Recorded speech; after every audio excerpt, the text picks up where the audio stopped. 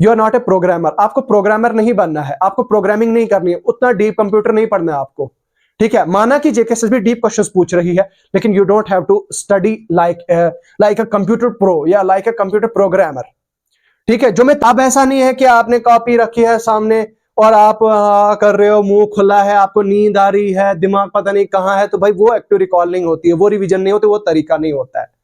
आपको दिमाग को एक्टिव रखना पड़ेगा, दिमाग पे जोर देना पड़ेगा। और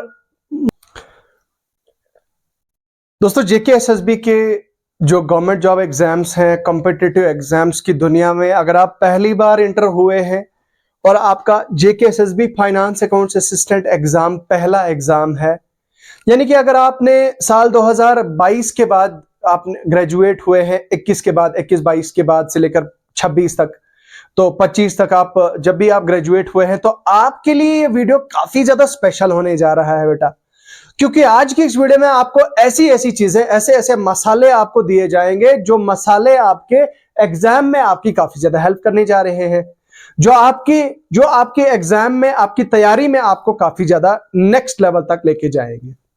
अब क्योंकि हमने रिपीटर्स के लिए एक्सक्लूसिवली हमने एक वीडियो लाया, तो ऐसे में ये जरूरी बनता है कि जो हमारे भाई हैं, बहनें हैं, दोस्त हैं, जो बिगिनर्स हैं इस फील्ड में, जरा उनसे भी रूबरू हो जाते हैं, जरा उनसे भी ये डिस्कशन स्टार्ट कर देते हैं। तो स्टार्ट करते हैं आज का ये वीडियो बगैर किसी फजूल डिस्कशन के। तो यार देखो, अगर आप इस जेकेएसएसबी के इन एग्जाम्स की तैयारी आप सबसे मतलब पहली बार आप स्टार्ट कर चुके हैं और पहली बार आप जेकेएसएसबी के इन एग्जाम्स में अपीयर होने जा रहे हैं, तो आपने किस तरह से पढ़ना है, क्या तरीका अपनाना है, और अभी तक आपका क्या तरीका था, मुझे उससे फर्क नहीं पड़ता, लेकिन आप आज के बाद आपका क्या तरीका होना चाहिए वो मैं आपको बताता हूं। देखो, सबसे पहली बात तो यह कि आपका माइंडसेट जो है वो आपका क्लियर होना चाहिए कि ये एग्जाम जो है वो आपकी लास्ट एंड फाइनल अपॉर्चुनिटी होनी चाहिए, लास्ट एंड फाइनल अपॉर्चुनिटी, ठीक है बेटा। आपकी लास्ट एंड फाइनल अपॉर्चुनिटी होनी चाहिए ये फाइनेंस अकाउंट्स असिस्टेंट एग्जाम। इस तरह का माइंडसेट जो है वो आपने लेके चलना है। पहली बात, मैं आपकी इंफॉर्मेशन के लिए और आपकी जो है वो जानकारी के लिए बताना चाहूंगा कि यहां पे और भी बहुत सारे बड़े बड़े मगरमच्छ हैं जिनके साथ आपका कंपटीशन है। उसी तालाब में मगरमच्छ भी हैं, उनके साथ में आपने सरवाइव करना है, आपने जेकेएसएसबी के फाइनेंस अकाउंट असिस्टेंट में एग्जाम में अपीयर होना है। तो किस तरह से उनसे बच के, किस तरह से आपने पतली गली से निकल के सिलेक्शन लेना है, वो मैं आपको बताता हूं, ठीक है। ये चीज आपको दिमाग में जहन नशीन करनी है कि यहां पे बड़े बड़े मगरमच्छ बैठे हैं, वो मगरमच्छ जो पिछले एग्जाम्स में 6 से 7 मार्क्स से रह रहे हैं और इस बार जो है वो फुल ऑन प्रेपरेशन में है। और जितना जितना एग्जाम डिले हो रहा है उतना उनको चांस मिल रहा है, उतना उनको टाइम मिल रहा है, they are boosting their preparation. तो पहली चीज मैंने आपको क्या बता दी कि आपने अपना गोल जो है वो फिक्स कर देना है कि भाई यही मेरी फाइनल अपॉर्चुनिटी है, बस दैट्स इट, इसके अलावा और मेरे पास कोई चांस नहीं है, this is my last chance. दूसरा, आपने ये दिमाग में रखना कि यहां पे और भी क्रोकोडाइल्स हैं, बड़े बड़े शेर हैं जिनके साथ मुझे कंपटीशन है, ठीक। अब हम आते हैं सिलेबस पे। सबसे पहली बात बेटा, आपने ग्रेजुएशन अभी कर ली है, कब करी वो चीज यहां पे हम डिस्कस नहीं करनी, लेकिन आपने अभी आपकी ग्रेजुएशन हुई और ग्रेजुएशन के बाद इंसान थोड़ा हवाबाजी में होता है। और किसी ने अगर इंग्लिश के 4 लफ्ज क्या बोल दे, उसको लगता है कि नहीं मैं तो इंग्लिश फोड़ देता हूं या देती हूं। उनको लगता है कि no, I can speak English, I can talk in English, I can I talk to my friends, I used to talk in my class in English language, I am very fluent in English. तो बेटा वो फ्लंट language जो आपकी English वो फ्लंट है ना, वो यहां पे काम नहीं करने वाली है, आने वाली है, प्रोवाइडेड दैट आपके ग्रामर स्किल्स आपके जो है वो एनहांस्ड ना हो, ठीक है। सबसे बड़ी जो प्रॉब्लम है ना बच्चों को ये होती है कि भाई इंग्लिश तो मैं इंग्लिश बहुत अच्छे से रहती हूँ, वो ना एक्चुअली ना सर मैं ना इंग्लिश में बहुत अच्छे से सर ना मैं लेटर राइटिंग करता हूं, मैं कॉलेज में ना मुझे फर्स्ट पोजीशन आई थी इंग्लिश में, मुझे 100 मार्क्स आए थे, या मुझे स्कूल लेवल पे मुझे बहुत अच्छे मार्क्स आए थे, 100 आउट ऑफ 100 आए थे। बेटा वो एग्जाम आपका गया, वो एग्जाम और इस एग्जाम में आसमान जमीन का फर्क है। तो उस इंग्लिश को तो आप भुला ही दो, इस इंग्लिश की बात करते हैं। इस इंग्लिश में तो आपको यह चीज पता ही होगा कि 3 पार्ट्स होते हैं।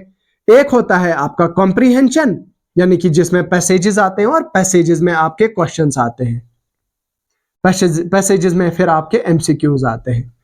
दूसरा होता है आपका वोकैब। वोकैब में क्या होता है, साइनोनिम्स होते हैं, एंटोनिम्स होते हैं, सिनोनिम्स होते हैं और इडियम्स एंड फ्रेजेस होते हैं, ठीक। और उसके बाद वोकैब के बाद होता है आपका थर्ड, क्या होता है, असली जो गेम वाला होता है वो ग्रामर होता है, ठीक है। ग्रामर में आपका, जैसे मान लीजिए मैं अभी आपके जो इस पे देख रहा हूं, नरेशन है, नरेशन, आर्टिकल्स, मॉडल्स, प्रीपोजिशन, ठीक है, and so on, so on and so fourth. तो इंग्लिश के ये 3 कंपोनेंट्स है आपके। इन 3 को आपने अलग अलग तरीके से, अलग अलग जो है वो वे में तैयार करना है, ठीक है। अब सबसे पहले कॉम्प्रीहेंशन। अगर आपकी इंग्लिश कमजोर है तो कॉम्प्रीहेंशन आपको प्रैक्टिस करनी पड़ेगी। इसके लिए I recommend, strongly recommend and suggest कि आप एसएससी सीजीएल की कोई भी बुक जो है वो आप परचेज करें, प्रीवियस ईयर की, प्रीवियस ईयर पिनाकल वगैरह की आप परचेज कर लें। मैं यूट्यूब की वीडियो डिस्क्रिप्शन में लिंक दे दूंगा, वो आप परचेज करें, उससे आप प्रैक्टिस करेंगे, मोर देन सफिशिएंट होगा आपकी प्रैक्टिस के लिए, ठीक है। उसके बाद वोकैब। वोकैब के लिए यार, वोकैबुलरी में आपने क्या काम करना है, रोज नए नए वर्ड्स, मीनिंग आपने एंटोनिम्स याद नहीं करने, आपने साइनोज याद करने हैं डेली, ठीक है, साइनोज याद करने हैं डेली, और उसके अलावा इडियम्स एंड फ्रेजेस याद करने हैं डेली। अगर तो आप चाहते हैं कि आप बुक लेना चाहते हैं तो बुक का लिंक भी आपको मैं वीडियो के डिस्क्रिप्शन में दे दूंगा। बुक्स बहुत सारी हैं यार, जो नीतू मैम वॉल्यूम 2 है, नीतू सिंह मैम वॉल्यूम 2 है, या इसके अलावा और भी बहुत सारे, ब्लैक बुक है सबसे फेमस। तो कोई भी आप वोकैबुलरी की बुक आप लेना चाहें तो वो परचेज करें, और उससे जो है वो आपको वोकैब को याद करना है। उसके बाद है फिर ग्रामर। ग्रामर को बेटा आपको थॉरोली पढ़ना पड़ेगा, अच्छे से पढ़ना पड़ेगा। सबसे पहले मैं मिसाल के तौर पर आर्टिकल्स को लेता हूं। हमें क्या लगता है ना कि आर्टिकल्स हमने स्कूल और कॉलेजेस में पढ़ा होता है, और हमें ऐसा लगता है कि आर्टिकल तो बहुत छोटा टॉपिक है, इसे तो मैं एक दिन में 1 घंटे में कवर कर लूंगी। बेटा ऐसा नहीं होता है। 1 घंटा में आपका आर्टिकल कवर नहीं होता है, आपका ग्रामर का कोई भी पोर्शन जो है वो कवर नहीं होता है। इसमें कम से कम 4-4, 8-8, 10-10 घंटे जो है वो एक टॉपिक पे आपको देने पड़ते हैं। फिर आपका जो है वो 10 घंटे प्लस या 12 घंटे प्लस आपको एक टॉपिक को देने पड़ते हैं कॉन्सेप्ट क्लियर करने के लिए। उसके बाद जो है वो आपकी प्रैक्टिस शुरू हो जाती है। फिर प्रैक्टिस में भी काफी ज्यादा टाइम चला जाता है, और उसके बाद आप स्ट्रेंथन कर पाते हो एक सिंगल टॉपिक को। ऐसा नहीं होता है कि आपने आर्टिकल्स कहीं यूट्यूब से, किसी भी रैंडम यूट्यूबर से उठा लिया, आपने पढ़ लिया और उसके बाद चल पड़े नेक्स्ट टॉपिक के ऊपर। और आर्टिकल में दा कहां पे लगता है, एन का यूज कहां पे है, ए का यूज कहां पे है, कॉन्सोनेंट कॉन्सोनेंट के साथ ए का यूज होता है या एन का यूज, वो याद ही नहीं होता है, क्योंकि वो रटे से पढ़ लिया, वो समझा नहीं होता है, उस पर प्रैक्टिस की नहीं होती है। तो तरीका देखो, तरीका क्या है। आर्टिकल्स आपने किसी भी रैंडम तो नहीं कहूंगा, एक तो यार कुछ यूट्यूबर्स के नाम लेना चाहूंगा मैं। एक तो नीतू मैम है, ऑफ कोर्स नीतू मैम जो एसएससी लेवल का पढ़ाता हूं मैं। एक डिस्क्लेमर देना चाहता हूं कि भाई ये जो ऐसे सब्जेक्ट्स हैं जो एसएससी के साथ मैच खाते हैं आपके, यार वो एटलीस्ट वो आप इंडिया लेवल से आप पढ़ना शुरू कर दो। जेएंडके जीके एक ऐसा है, वाहिद एक ऐसा सब्जेक्ट है जो जेएंडके के यूट्यूबर से पढ़ सकते हो। मैं जेएंडके के किसी यूट्यूबर को क्रिटिसाइज नहीं करता, हर एक यूट्यूबर जो है वो अच्छा है, मैं तारीफें भी करता हूं। मेरे खुद के सीनियर है मलिक सर, मलिक ट्यूटोरियल, बहुत अच्छा मैथमेटिक्स पढ़ाते हैं। खैर मैं उस पर सॉरी, मैं उस पर भी आऊंगा, उस पर भी मैं डिस्कशंस करूंगा। वो आपकी जो अभी इकोनॉमिक्स भी पढ़ा रहे हैं, मैं वो चीज भी बताऊंगा आपको। तो खैर वो एक अलग चीज है। कहने का मतलब यह है कि जम्मू एंड कश्मीर में कुछ टीचर जो है वो काफी अच्छे हैं, उनसे भी आप पढ़ सकते हो। लेकिन एटलीस्ट ये जो इंग्लिश वगैरह है यार, तो ये तो आप कम से कम आप इंडिया लेवल के यूट्यूबर से पढ़ो, टीचर से पढ़ो। जैसे हमारी रानी मैम आ गई, नीतू मैम आ गई, या हमारे वो जो करियर विल के 2 टीचर्स हैं, करियर विल के 2 टीचर्स हैं यार, मुझे उनका नाम याद नहीं आ रहा है। आप देख लीजिएगा, वो सर्च कर लीजिएगा। वो रविंदर धनखड़ सर भी हैं, रविंदर धनखड़ हैं करियर विल के, उनसे भी आप पढ़ सकते हो। और मतलब कुछ ऐसे टीचर से आप सर्च कर लीजिएगा, जिस टीचर का आपको समझ आए आप उससे वो ग्रामर पढ़ना शुरू कर दें। अब मान लीजिए तरीका ये है कि आपने आर्टिकल खत्म कर लिया, कॉन्सेप्ट खत्म कर लिया, आपने क्लास के फौरन बाद आपने उसको जो है वो रिवाइज करना है वहीं पे, और आपने एक्टिव रिकॉल करना है। मान लीजिए ये मेरे नोट्स हैं, ये मेरे नोट्स है आर्टिकल्स के, मैंने आर्टिकल्स पढ़ लिया, तो मैं मेरे आर्टिकल्स के नोट है, मैंने पढ़ लिया है, मतलब नोट्स बना लिए वीडियो से। वीडियो को फोन को साइड पे कर दिया, फोन को बंद कर दिया, और फिर मैंने उनको एक एक चीज को याद करना, रिकॉल करना शुरू कर दिया। फिर मतलब ऐसे पहले आप देखा कि सर ने मुझे सबसे पहले क्या चीज बताई थी, आपने साइड ये देखा, आपने सोचा, फिर देखा कि मुझे क्या चीज है याद में, इसमें मुझे क्या चीज याद रही, फिर आपने फिर से देखना है, और फिर आपने देखना है कि हाँ मुझे और क्या चीज भूल गई इसमें, फिर आपने इस तरह से एक्टिव रिकॉल करना है उसी वक्त, soon after finishing the topic. या मतलब अगर आपने आधी वीडियो भी देखी, उस आधे को भी रिवाइज करना है। आप कहीं जा रहे हैं, कहीं काम से जा रहे हैं, मम्मी बुला रही है, ठीक है चले जाओ, मम्मी का काम करके आओ, लेकिन आपने उसी वक्त जो है वो उसको वहीं पे जो है वो रिवाइज करना है, ताकि आपके दिमाग में वो रहे। और जब आप फिर नेक्स्ट टाइम आप आए, तो तब तक जो है वो आपके वो दिमाग से बाहर, मतलब भाग ना गया हो, तब तक आपके दिमाग से वो चला ना गया हो, ठीक है।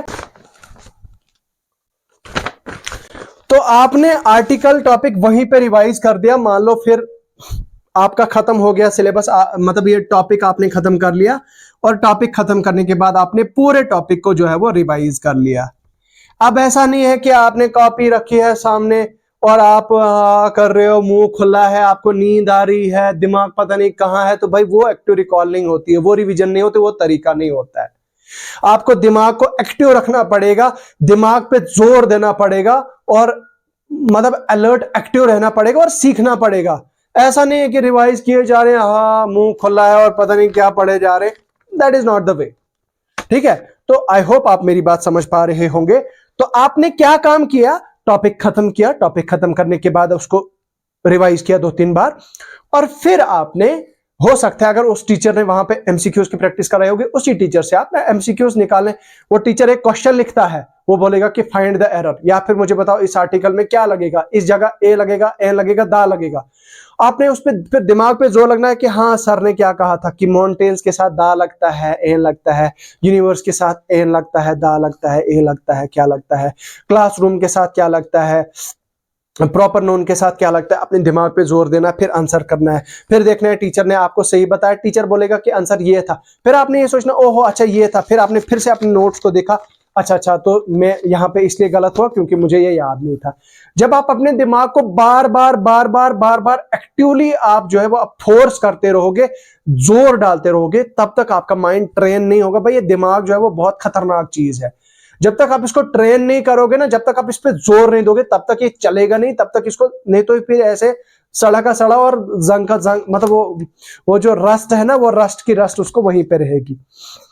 तो उसके बाद आप आगे एक्टिव वॉइस पैसिव वॉइस पे, आपने एक्टिव वॉइस पैसिव वॉइस पढ़ा, आपने फ्रेजेस पढ़ा, क्लॉजेस पढ़ा, हाँ फ्रेजेस पढ़ा, फ्रेजेस के टाइप्स पढ़े, और फ्रेजेस की टाइप्स पढ़ने के बाद उस पे एमसीक्यूज करने शुरू कर दिए।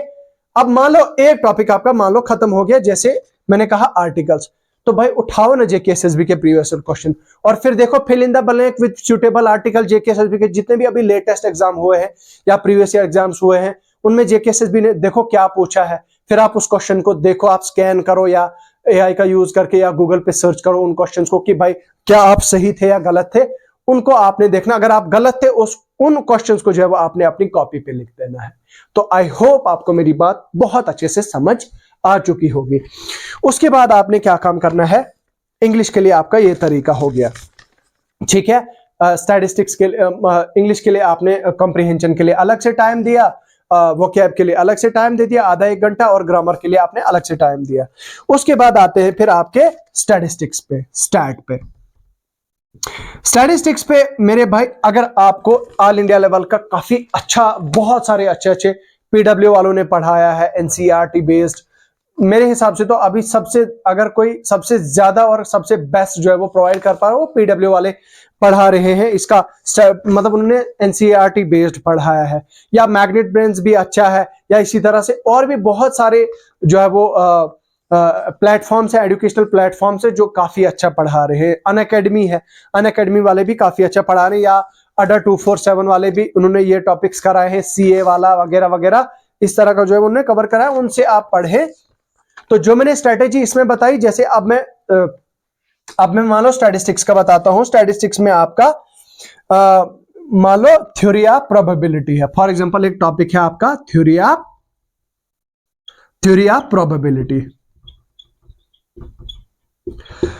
थ्योरी ऑफ प्रोबेबिलिटी जो है वो थ्योरी ऑफ प्रोबेबिलिटी आपने पढ़ा, टॉपिक कॉन्सेप्ट क्लियर हो गया, नोट्स लिख लिए, सब समझ आ गया, ठीक है। आपने एक टीचर उठा लिया, उसका समझ नहीं आ रहा है, भाई चेंज करो, देयर इज नो नीड। भाई ऑनलाइन में ऑनलाइन की यही तो मजे की बात है, यहां पे आप टीचर्स को चेंज कर सकते हो, सोर्सेज को चेंज कर सकते हो, यही तो मजे की बात है ऑनलाइन एजुकेशन की, ऑनलाइन सोर्सेज की। तो ये आप ऐसे नहीं है कि आप क्लासरूम में चले गए और नींद आ रही है, टीचर का समझ नहीं आ रहा है, दिमाग में घुस नहीं रहा है, वो मतलब जानवरों की तरह एक जगह बिठा के रखा है, वो शीप्स की तरह एक जगह बिठा के रखा है, बस बैठे हैं, समझ आ रहा है नहीं आ रहा है, चले गए, चल पड़े, उठ पे, वैसा नहीं है। आज टाइम चेंज हुआ है, आप YouTube पे यू हैव मल्टीपल ऑप्शंस। एक टीचर से समझ नहीं आ रहा है, दूसरा टीचर पे स्विच करो, switch over to the next next next next and so on, ठीक है। तो आई होप आपको मेरी बात समझ आ रही होगी। तो क्या काम किया आपने, मान लो थ्योरी ऑफ प्रोबेबिलिटी आपने पढ़ा, थ्योरी ऑफ प्रोबेबिलिटी आपने पढ़ने के बाद कॉन्सेप्ट आपने क्लियर कर दिया, हो गया जिस टीचर से भी। अब ये भी जरूरी नहीं है कि कुछ बच्चों को तो दिमाग में ये रहता है कि नहीं यार, पूरा जो स्टैटिस्टिक्स है, स्टैटिस्टिक्स के कुछ ही टॉपिक्स इस सर ने पढ़ा है, कुछ टॉपिक उस सर ने पढ़ा है। भाई क्या फर्क पड़ता है, टॉपिक पढ़ाए तो है ना, इस सर ने उस सर ने, कोई बात नहीं, जिस सर से आपका समझ आ रहा है उस सर ने अगर सारा नहीं कराया तो भाई और भी तो बहुत सारे टीचर्स हैं, और भी तो बहुत सारे टीचर्स ने पढ़ाया होगा, भाई उनसे भी पढ़ लो ना, क्या दिक्कत है, उनसे भी तो पढ़ सकते हो आप। तो आप टीचर को चेंज करो वहीं पे, अगर आपके वो कंपोनेंट्स, वो टीचर ने वो टॉपिक्स आपके क्लियर नहीं कराए तो भाई दूसरे टीचर से पढ़ो ना, क्या दिक्कत है, ठीक है। तो आई होप ये चीज आपको क्लियर हो गई होगी कि आपने ये एक टॉपिक पढ़ लिया, उसके बाद आपने उस टॉपिक पे के प्रैक्टिस की, एमसीक्यूज की प्रैक्टिस की, और उसके बाद आपने क्या काम किया, फिर आपने प्रीवियस ईयर क्वेश्चंस लगाए और फिर आप आगे बढ़ते गए। फिर आपने, अब देखो मान लो एक चीज में यहां पे बताना मिस कर गया, जैसे आर्टिकल्स, ये तो छोड़ो, इसमें इतना ज्यादा डिफिकल्ट है, इसी की बात करता हूं मैं। मान लो थ्योरी ऑफ प्रोबेबिलिटी आपने नोट्स भी बना लिए, सर ने प्रैक्टिस भी करा ली, लेकिन अब एक चीज आपने क्या करनी है, एड ऑन, वैल्यू एडिशन क्या करनी है आपने, एड ऑन। देखो जेकेएसएसबी का जो अभी ट्रेंड चल रहा है, जो टफ टफ टफ क्वेश्चन आ रहे हैं, इसके लिए आपको सोर्सेज चेंज करने की जरूरत नहीं है। आपको क्या काम करना है, अपनी स्ट्रेटेजी में थोड़ा बदलाव करने की जरूरत है, तरीके में बदलाव करने की जरूरत है। आपने एड ऑन क्या करना है, देखो, फिर आपने एआई पे प्रॉम्प्ट डाल दिया, एआई को कहा जिस भी लैंग्वेज में आप कंफर्टेबल हो, जो भी लैंग्वेज आपको, ये जरूरी नहीं है कि आपको इंग्लिश आनी चाहिए। भाई आप चैट जीपीटी में, जैसे मैं आपके साथ कन्वर्सेशन कर रहा हूं, चैट जीपीटी को बताओ कि यार मेरी बात सुनो, मुझे ना आप थ्योरी ऑफ प्रोबेबिलिटी पे मॉडरेट टू टफ क्वेश्चंस दो, कम से कम 8 क्वेश्चंस या 5 क्वेश्चंस, मुझे आप 5 क्वेश्चंस स्टेटमेंट बेस्ड दो, और उनके ऑप्शंस इस तरह के होने चाहिए कि वो कंफ्यूजिंग हो, वो मैं अंडरस्टैंड ना कर पाऊं, और वो एनालिटिकल होने चाहिए, वो कंसेप्चुअल होने चाहिए, वो डीप कंसेप्चुअल होने चाहिए। और एआई को बोलो कि आंसर्स मुझे एंड पे दो, फिलहाल आंसर देने की जरूरत नहीं है, विद ऑप्शंस दो मुझे, क्वेश्चन फ्रेम करके 5 क्वेश्चन, बस 15 क्वेश्चंस का प्रॉम्प्ट नहीं देना है। एआई का क्या करता है कि एआई जो है वो, मतलब उसकी एफिशिएंसी पता है कम कब होती है, जब आप उसको बल्क में आप प्रॉम्प्ट देते हो। बल्क में प्रॉम्प्ट देने के बाद क्या करता है कि एआई हो सकता है स्टार्टिंग के 20-30% में वो परफेक्ट जा रहा होता है, लेकिन एंड के जो रिजल्ट होता है ना, रेस्ट रिमेनिंग 70% पे चैट जीपीटी या जो एआई का जो भी टूल आप यूज कर रहे हैं, वो जो है वो परफेक्ट नहीं, वो उसी लेवल का नहीं देता है। इसलिए आपने बल्क में नहीं जाना, छोटे छोटे प्रॉम्प्ट्स जो है वो आपने देने हैं अपनी लेमन लैंग्वेज में, आप उसको बड़े बड़े प्यार से, लेकिन उसको ये बताना है कि इंग्लिश में आप मुझे दो, और ये लैंग्वेज इस तरह की होनी चाहिए, टिपिकल लैंग्वेज और टफ लैंग्वेज होनी चाहिए, जो मेरा दिमाग घुमा दे, जिसमें मुझे सोचने पे 5 मिनट लग जाए। तो जब आप ऐसी प्रैक्टिस करोगे, अगर आप देखोगे कि आपने एक एमसीक्यू सॉल्व कर लिया, बाय गॉड भाई, जो आपका कॉन्फिडेंस लेवल चढ़ेगा, मतलब बनेगा ना, वो नेक्स्ट लेवल का होगा। यही तो है भाई, इसी चीज से तो आपने जो है वो, इसी चीज का तो वैल्यू एडिशन आपने करना है, इसी चीज से तो आपने अपनी तैयारी को बूस्ट अप करना है, इसी चीज से तो आपने अपनी तैयारी को इनहांस करना है।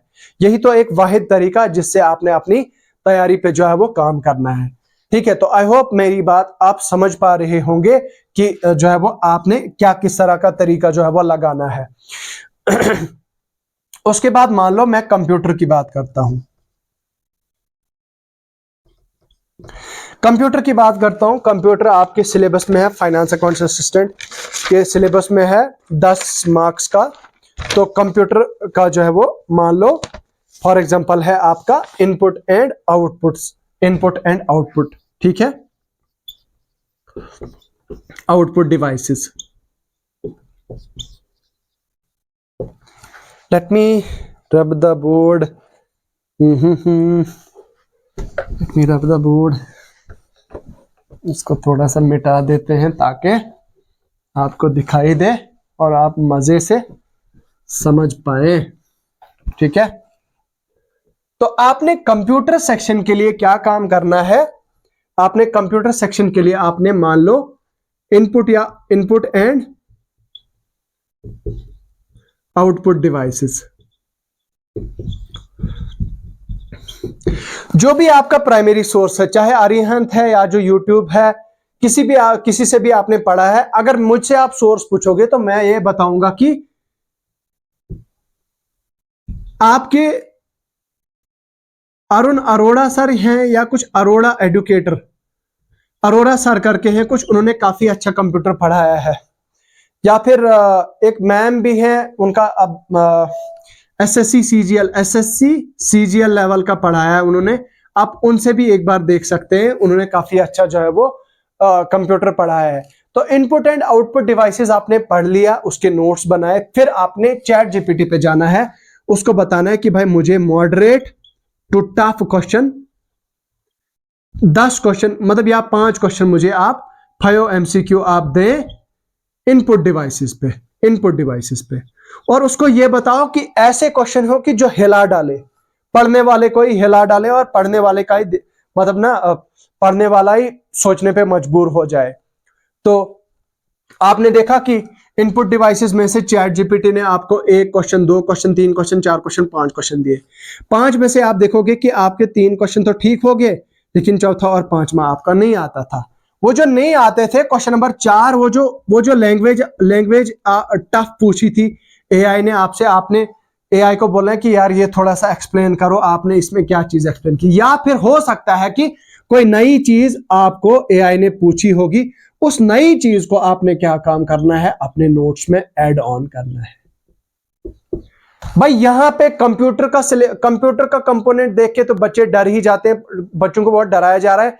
भाई मेरी बात सुनो, you are not a programmer, आपको प्रोग्रामर नहीं बनना है, आपको प्रोग्रामिंग नहीं करनी है, उतना डीप कंप्यूटर नहीं पढ़ना है आपको। ठीक है, माना कि जेकेएसएसबी डीप क्वेश्चंस पूछ रही है, लेकिन you don't have to study like a computer pro या लाइक अ कंप्यूटर प्रोग्रामर। ठीक है, जो मैं तरीका बोल रहा हूं इस तरीके से आपने कंप्यूटर्स को जो है वो पढ़ना है। ठीक है, तो एड ऑन करते गए, सवाल करते गए, एड ऑन करते गए, सवाल करते गए, एड ऑन करते गए, क्वेश्चन करते गए, एड ऑन करते गए अपने नोट्स में। तो इस तरह से जो है वो आपने चलना है। लाइकवाइज आप ऑपरेटिंग सिस्टम देखिए, ऑपरेटिंग सिस्टम आपका बेसिक होगा यार, types of operating system, batch operating system,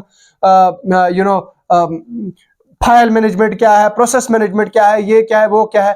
भाई ऑपरेटिंग सिस्टम आपने पढ़ लिया, लेकिन थोड़ा सा आपने मतलब कंसेप्चुअल क्लैरिटी रखी हर एक चीज के बारे में आपने, लेकिन कंसेप्ट के साथ साथ आपने प्रैक्टिकल एस्पेक्ट्स भी जो है वो इन चीजों के आपने याद रखने हैं। ठीक है, प्रैक्टिकली जैसे इनपुट डिवाइसेस का मैं अभी आपको बता रहा था, इनपुट डिवाइसेस में मान लो जितनी भी इनपुट डिवाइसेस हैं, जितनी भी इनपुट डिवाइसेस हैं, उनका काम, उनकी वर्किंग हल्का हल्का जो है वो आपको याद रखना पड़ेगा। अब जैसे प्रिंटर है, प्रिंटर की हल्की सी, आपने इतना डीप भी नहीं जाना है कि आप उसकी वर्किंग पढ़ते गए और 1 साल चला गया, नहीं, आपको बेसिक जो है वो बेसिक नॉलेज आपकी उसकी प्रिंटिंग के बारे में पता होना चाहिए, उसका प्रोसेस कैसे होता है वो चीज हल्की सी पता होनी चाहिए, प्रैक्टिकल नॉलेज आपको पता होनी चाहिए। ठीक है, तो इतना जो है वो ये चीज करनी है, और फिर आपने एमसीक्यूज कर लिए, और एमसीक्यूज करने के बाद आप वैल्यू एडिशन कर देंगे, करते गए। तो ये आ गया आपका कंप्यूटर का। इसी तरह से आपने कंप्यूटर के बाकी सेक्शंस को भी जो है वो कवर करना है। उसके बाद आ गया आपका इकोनॉमिक्स। भाई इकोनॉमिक्स का सोर्स अगर आप मुझसे पूछोगे, बहुत सारे सोर्सेज हैं। एक तो मैंने कहा कि मलिक ट्यूटोरियल है, मेरे स्कूल टाइम के सीनियर है, very brilliant, masters in economics, उनका इकोनॉमिक्स खुद का सब्जेक्ट है और वो खुद इकोनॉमिक्स के अभी लेक्चरर हैं। ही इज टीचिंग, मतलब वो किसी हायर सेकेंडरी में अभी पढ़ा रहे हैं एज इकोनॉमिक्स लेक्चरर। तो उनको काफी अच्छा एक्सपीरियंस है इस चीज का। He is most genius person और the teacher I have seen और आई हैव एवर मेट। तो इकोनॉमिक्स आप उनसे पढ़ सकते हैं, उनके यूट्यूब चैनल पे भी आप देख सकते हैं, या फिर उनका पेड भी है, उनका शायद है, आप टेलीग्राम चैनल पे देख लेना, लेकिन यूट्यूब पे भी वो करा रहे हैं और उन्होंने पिछले साल भी, बहुत साल पहले भी करा के रखा है। उनके साथ साथ में अगर आप चाहेंगे तो आप किसी भी ऑल इंडिया लेवल के किसी भी टीचर से जो है वो आप देख सकते हैं। उनका अगर आपने ऑलरेडी पढ़ के रखा है, अगर आप वैल्यू एडिशन करना चाहेंगे, अगर आप और जो है वो और ज्यादा पढ़ना चाहते हैं, तो आप पीडब्ल्यू के किसी भी मतलब एनसीईआरटी बेस्ड जिस टीचर ने पढ़ाया है उनसे आप जो है वो पढ़ सकते हैं। और तरीका मैंने आपको यही बताया, उन्होंने आपको पढ़ाया, कॉन्सेप्ट पढ़ा, कॉन्सेप्ट पढ़ने के बाद रिवीजन की उस कॉन्सेप्ट की रिवीजन करने के बाद आपने क्या काम किया, उस कॉन्सेप्ट को जो है वो ब्रश अप किया और फिर उस पर प्रैक्टिस की और फिर एआई पे प्रॉम्प्ट दे दिया।